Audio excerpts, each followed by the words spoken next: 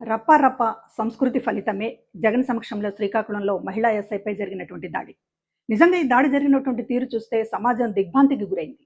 మొత్తం వైసీపీ నాయకులు ఒక మహిళా ఎస్ఐ స్థాయి అధికారిని రౌండప్ చేసి భుజాలు తాకుతూ, చేతులతో నెడుతూ, కాళ్లతో నెడుతూ ఆమెను హింసించినటువంటి తీరు చూస్తే ఒక పైశాచికత్వం కనపడలేదా ఈ వీడియో చూసినటువంటి ప్రజలందరికీ కూడా?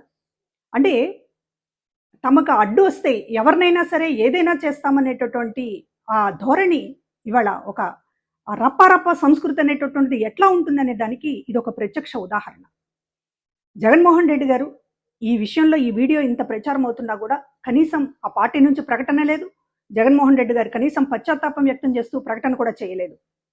మహిళలను అవమానించడం అనేటటువంటిది అంటే వాళ్ళ ఆత్మస్థైర్యం దెబ్బతింది. ఒక ఎస్ఐ స్థాయి అధికారిని ఒక భయం గొలుపుతూ ఆవిడ ఒక ప్రాణ భయంతో వణికిపోతూ తప్పించుకున్నటువంటి తీరు చూస్తే వాళ్ళ ఆత్మస్థైర్యాన్ని, వాళ్ళ మనోధైర్యాన్ని దెబ్బతీసినటువంటి తీరు ఇది చాలా కళంకం తెచ్చిపెట్టింది మహిళలకు సంబంధించి. మహిళలను అవమానించడం వైసీపీకి ఒక సంస్కృతిగా మారుతుంది. అసెంబ్లీలో నారా భువనేశ్వర్ గారిని అవమానించడం, జగన్ తన సొంత చెల్లెలు షర్మిల పైన నీచమైనటువంటి ప్రచారానికి ఉసిగొల్పటం, వైసీపీని వ్యతిరేకించేటటువంటి మహిళల పైన చాలా దారుణమైనటువంటి ఒక సైకో దాడి జరగటం, ఇవన్నీ చూస్తుంటే ఇవాళ తాజాగా మహిళా ఎస్ఐ పైన ఆ పార్టీ మగ నాయకుల్లాగా వ్యవహరించినటువంటి తీరు చూస్తే ఎక్కడికి పోతున్నాం మనం?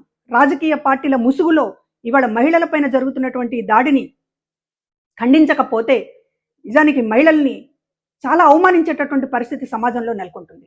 దీనిపైన తక్షణం రాష్ట్ర ప్రభుత్వం సీరియస్గా స్పందించాలని చెప్పి కోరుతూ ఉన్నాను. అదేవిధంగా పోలీసు ఉద్యోగ సంఘాలు కూడా దీన్ని ఒక చాలా బాధ్యతాయుతంగా ఈ ఇష్యూని తీసుకుని నిందితులకి కఠినమైనటువంటి శిక్ష పడే విధంగా చేయాలని చెప్పి కోరుతున్నాను.